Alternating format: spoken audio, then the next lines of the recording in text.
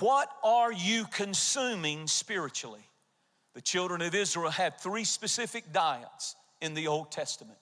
The Bible shows us, and it says over and over and over when they were in Egypt, that they had leeks and garlics and onions.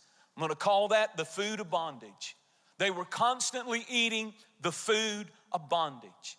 The thing about eating leeks and garlic and onions is everybody around you can tell what you've been eating. It's not hard to tell what some people have been eating because their attitude stinks. What comes out of their mouth stinks. Their words are negative. They're full of bitterness. They're full of strife. They're full of fear. They're full of disappointment. They're full of insecurity. And it's because they're consuming the food of bondage.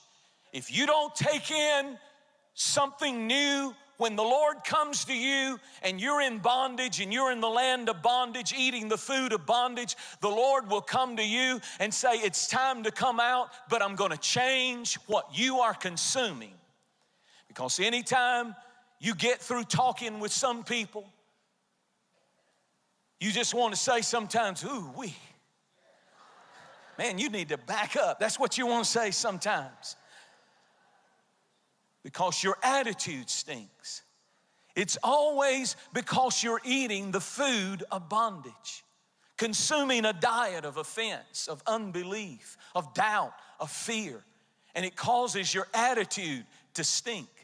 But when they came out of Egypt, they left the leeks and the garlics and the onions behind. And if you're ever going to get out of bondage, you've got to start eating something that you have never ate before. When God delivers you, He delivers you out of Egypt. But if you're still eating that stinking